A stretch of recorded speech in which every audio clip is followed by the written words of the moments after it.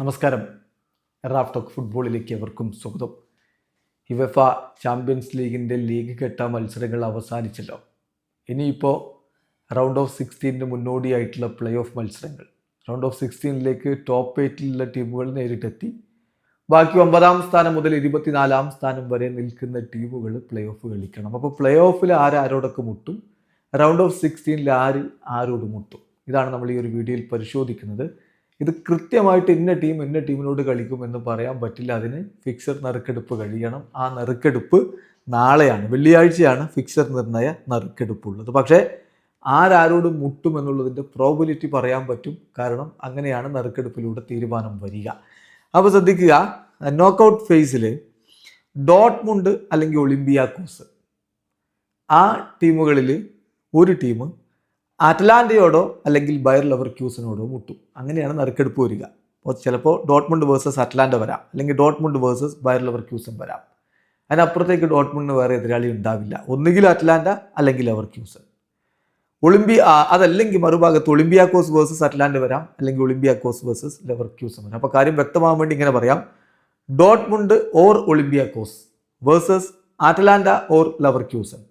അപ്പോൾ അതിലെ വിജയികൾ റൗണ്ട് ഓഫ് 16 ആഴ്സണലുമായിട്ടോ ബയൺ മ്യൂണിക്കുമായിട്ടോ കളിക്കും. അപ്പോൾ അവിടെ ഒരു ഓറുണ്ട്.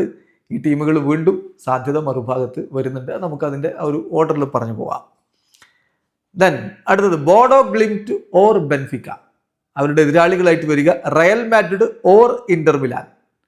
വിജയിക്കുന്ന ടീം റൗണ്ട് ഓഫ് 16 സ്പോർട്ടിംഗ് CPയുമായിട്ടോ മാഞ്ചസ്റ്റർ സിറ്റിയുമായിട്ടോ കളിക്കാം. അപ്പോൾ റയലിൻ്റെ കാര്യം നമ്മളൊന്ന് എടുത്തു പറയുകയാണ്. റയലിന് പ്ലേ ഓഫിൽ ബോഡോ ഗ്ലിംറ്റോ അല്ലെങ്കിൽ ബെൻഫിക്കയോ എതിരാളിയായിട്ട് വരും എന്നുള്ള സാധ്യത. പക്ഷെ അതിൽ നമുക്കറിയാം ബെൻഫിക്കയുമായിട്ട് ഓൾറെഡി കളിച്ചതുകൊണ്ട് ബോഡോ ഗ്ലിംറ്റാണ് റയലിൻ്റെ എതിരാളിയായിട്ട് വരിക. റയൽ മാഡ്രിഡിൻ്റെ എതിരാളിയായിട്ട് ബോഡോ ഗ്ലിംറ്റ് വരും. അപ്പോൾ കാര്യം ഒന്നുകൂടി വ്യക്തമാണ്. ബെൻഫിക്കയുടെ എതിരാളിയായിട്ട് ഇന്റർ മിലാൻ വരും. അപ്പോൾ ഇനി ഇവർ വിജയിച്ചു കഴിഞ്ഞാൽ ഒന്നുകിൽ സ്പോർട്ടിംഗ് CPയുമായിട്ട് അല്ലെങ്കിൽ മാഞ്ചസ്റ്റർ സിറ്റിയുമായിട്ട്. അപ്പോൾ റയൽ മാഡ്രിഡിന് സ്പോർട്ടിംഗ് CPയോ മാഞ്ചസ്റ്റർ സിറ്റിയോ എതിരാളിയായിട്ട് വരാനുള്ള സാധ്യത അവിടെ കാണുന്നു എന്നർത്ഥം, റൗണ്ട് ഓഫ് 16 കിടക്കുകയാണെങ്കിൽ. Then AS Monaco or Qarabag, മറുഭാഗത്ത് PSG or Newcastle. So AS Monaco or Qarabag versus PSG versus Newcastle United. വിജയിച്ച് കയറിയാൽ ബാഴ്സലോണ ഓർ ചെൽസി. ഇപ്പോൾ ബാഴ്സയുടെ എതിരാളിയായിട്ട് ഈ റൗണ്ട് ഓഫ് 16 വരാൻ സാധ്യതയുള്ള ഒന്നുകിൽ മൊണാക്കോ വരാം, അല്ലെങ്കിൽ ഖറാബാഗ് വരാം, അല്ലെങ്കിൽ PSG ന്യൂകാസിൽ. ഈ ടീമുകളുടെ സാധ്യത അവിടെയുണ്ട്.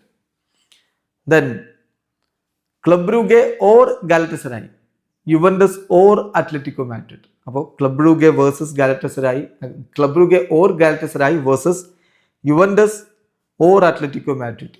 അതിൽ വിജയിക്കുന്നവർ ലിവർപൂളുമായിട്ടോ അല്ലെങ്കിൽ ടോട്ടനമുമായിട്ടോ റൗണ്ട് ഓഫ് 16 കളിക്കും. നിങ്ങൾക്ക് ഈ ചിത്രം നോക്കിയാൽ കൃത്യമായിട്ട് കാര്യം മനസ്സിലാവും. ഇനി ഇതിൻ്റെയൊക്കെ മറുവശം കൂടി സംഭവിക്കാം എന്നർത്ഥം.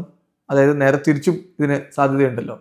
Club Brugge or Galatasaray, Juventus or Atletico, അവരുടെ എതിരാളികളായിട്ട് ലിവർപൂൾ ഓർ ടോട്ടനം വരാം.